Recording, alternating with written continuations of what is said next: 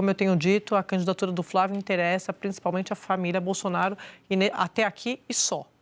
Tá? É um projeto da família Bolsonaro. O Centrão, se puder escolher, não é nem uma questão pessoal. Sempre digo aqui, no caso do Ciro Nogueira, por exemplo, ele que é presidente do Progressistas, a relação dele com o Flávio Bolsonaro é uma relação de amizade, tem muito mais afinidade do que ele tem, por exemplo, com o Tarcísio.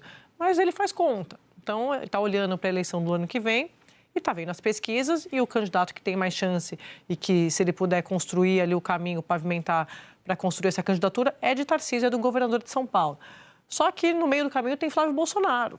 E Flávio Bolsonaro, até aqui, não tem feito nenhum movimento de que vai recuar. Muito pelo contrário. Ele está fazendo conversas com o mercado financeiro, está pedindo ajuda, está pedindo conversas com o próprio Centrão, dizendo que foi escolhido pelo pai, que está em missão, que acha que dá para construir.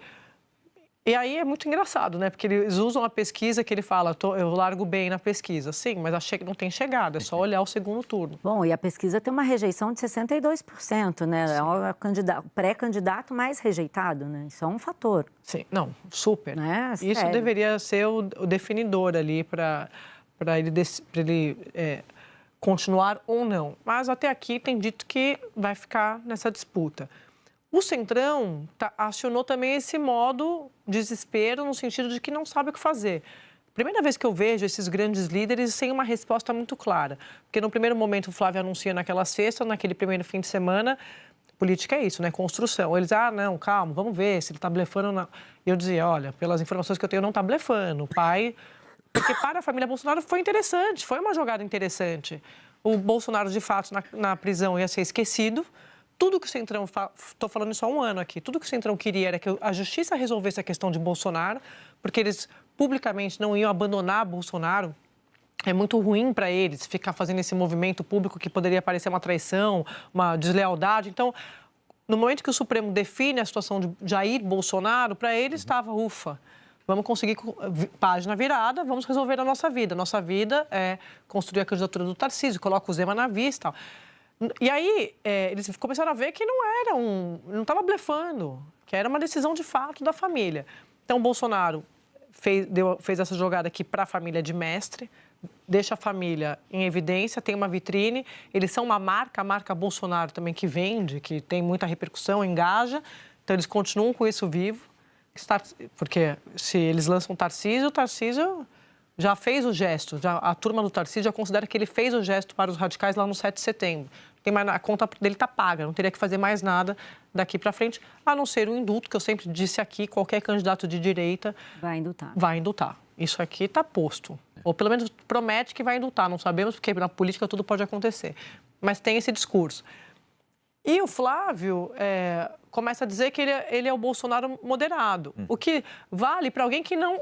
Tomou vacina. Que tomou vacina. Adoro. Mas ele é um Bolsonaro. Então, esse discurso não vale para quem é da família, vale para quem não é da família. Não estou dizendo que estou dizendo que pode colar para alguém fora da família. Para alguém que é da família, não dá.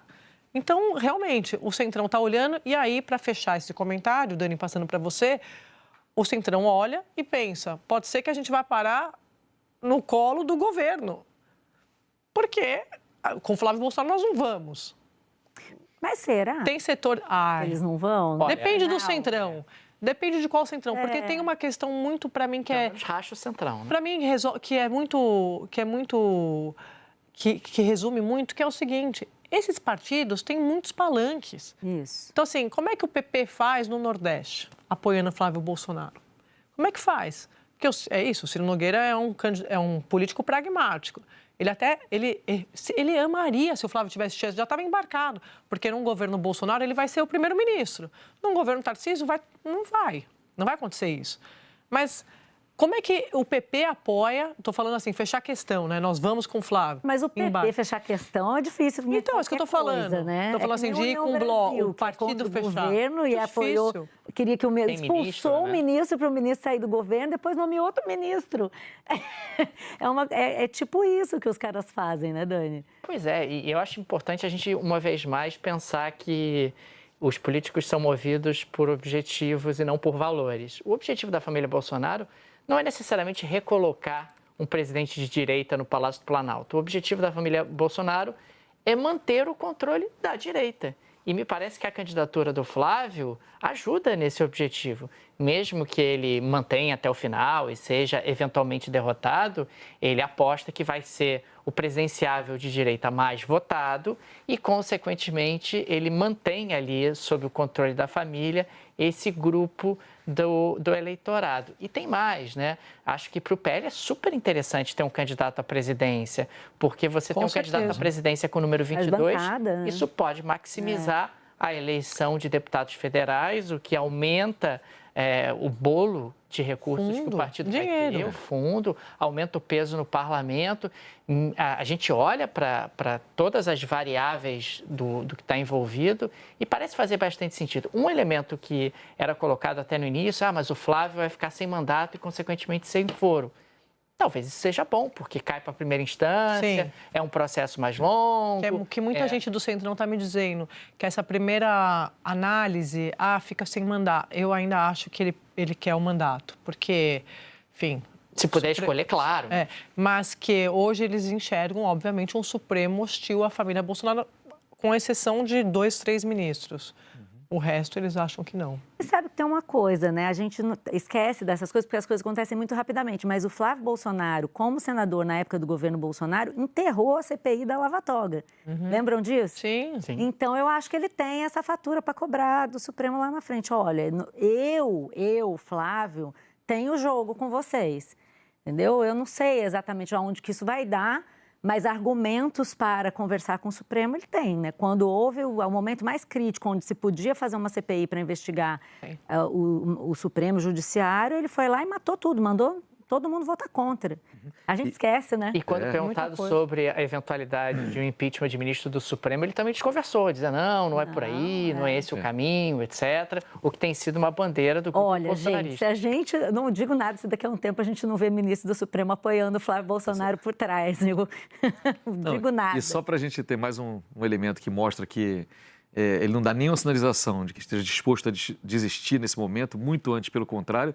Basta ver que ele foi nas últimas 24 horas à rede social, às redes sociais dele, colocar ali um convite que ele aceitou de participar de uma conferência contra o antissemitismo, de combate ao antissemitismo em Israel, no final de janeiro, conferência que vai reunir ali muita gente do movimento judaico mais conservador do mundo, vai reunir, entre outros, o primeiro-ministro Benjamin Netanyahu, vai reunir representantes do governo húngaro, do Orbán, que se alia ali naquela onda da extrema-direita também. Tem o Santiago Abascal, que é o presidente do Vox, o partido da extrema-direita espanhola também. Ou seja, e o Flávio Bolsonaro, e o Eduardo Bolsonaro ainda está lá também no convite, como sendo integrante do Congresso. Acho que eles vão ter que dar uma mexidinha nesse convite aí. É uma conferência onde o Eduardo Bolsonaro queria, né? Exatamente. Em circunstâncias e o Flávio normais, disse que queria, que aceitou o convite, se viu lisonjeado e tudo mais, vai estar lá. Ou seja, trabalhando também nessa ideia de que a família Bolsonaro continua nessa frente internacional dessa extrema-direita ultranacionalista,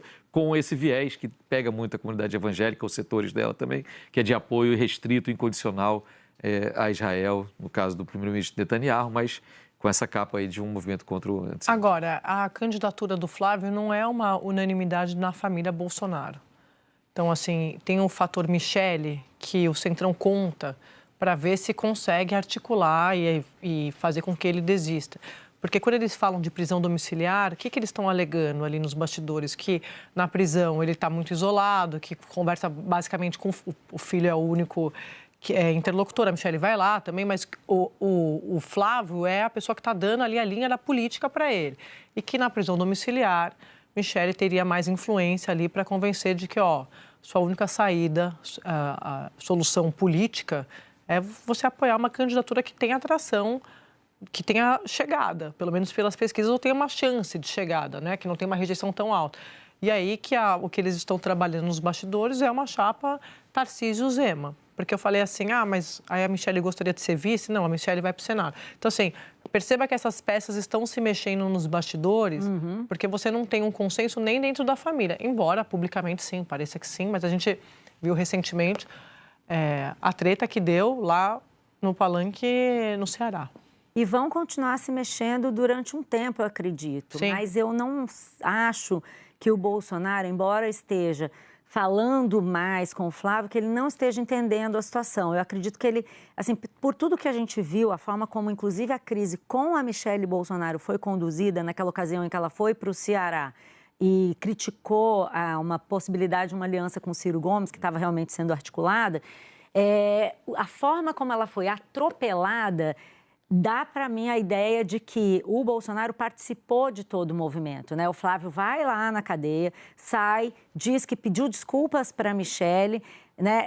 Ela pede licença do PL Mulher, eles anunciam a candidatura, ela faz uma manifestação. Eu tenho a impressão de que tudo foi coordenado pelo pai, que tem, acima de tudo, esse cálculo. Vamos ter que ocupar esse espaço político até o final. Eu não sei, Sadi, se ele já não deu de barato, que essa coisa do indulto é muito longe, entendeu?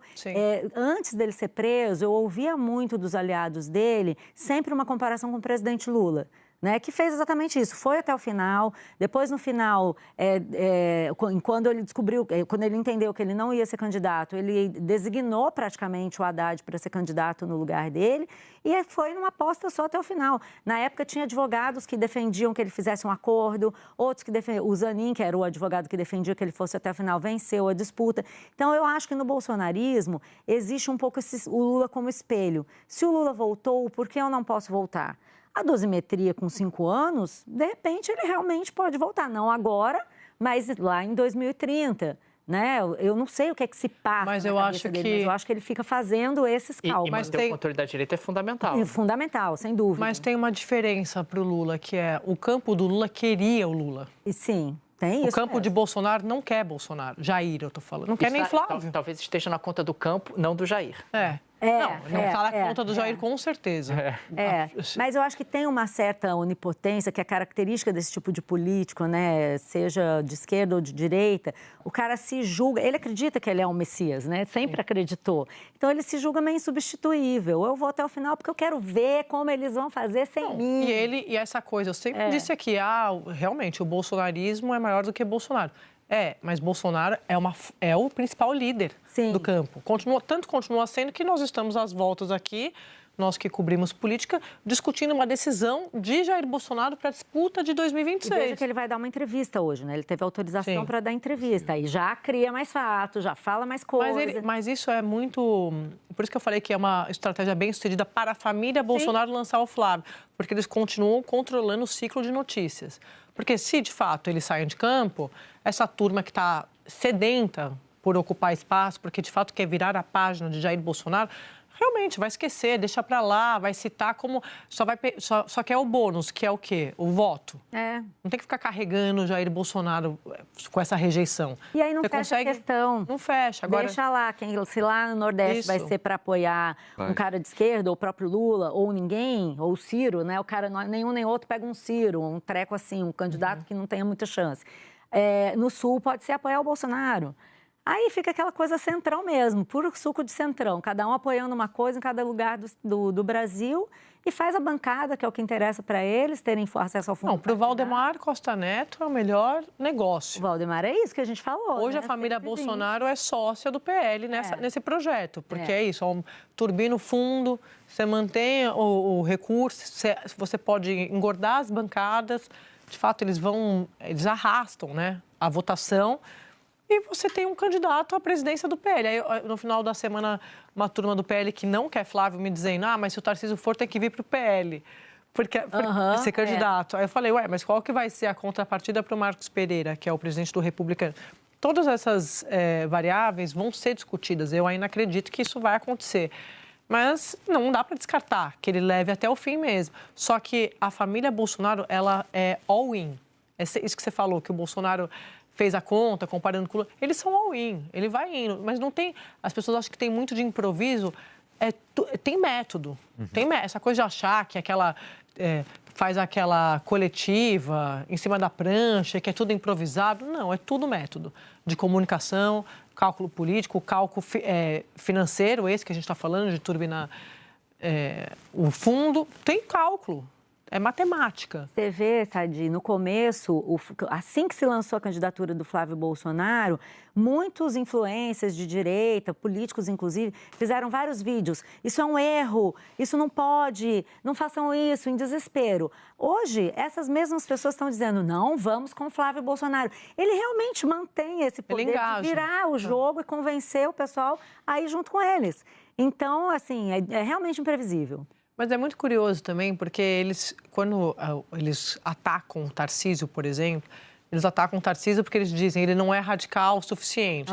Aí vem o Flávio com um discurso que ele é um moderado. Ele pode porque ele é um Bolsonaro. É isso. Então, assim, aí ele fala com o mercado financeiro, aí ele tem interlocução com o Supremo, aí ele diz que tomou vacina, ele diz que ele é o que todo mundo que queria Bolsonaro sempre sonhou, que é um cara mais low profile. Ué, mas essa não é a crítica ao Tarcísio, que ele é tão sistema que não dá para ser um dos nossos? Então, o Flávio está dizendo, eu sou um de vocês, mas, na verdade, eu estou sendo... Porque é óbvio, eles sabem do que a gente sempre discute aqui. O que está em disputa é esse centro, que é o swing vote no Brasil, né? Vai para lá e vai para cá. Não vota no Bolsonaro de jeito nenhum. O trabalho dele vai ser esse, reduzir a rejeição. Mas não vejo também, eu não acho que ele quer ganhar a eleição. Estou com o Daniel, ele não está preocupado em ganhar a eleição. Ele está olhando lá na frente. Ganhar seria um bônus, mas... Se ganhar a eleição, ótimo. Mas lógico. se não ganhar também, fizemos a nossa parte. E ainda segue dono desse espólio. Exato. Isso aí. Entendeu? É isso. E 2030 é logo ali, a gente pode reconfigurar Nós estamos descobrindo que o Brasil tem monarquias, né? É verdade. Dinastias. Descobrindo não, já sabíamos, mas, pô, essa aí tá... O fato de termos dinastias em 2025 é que nos surpreende às vezes, né?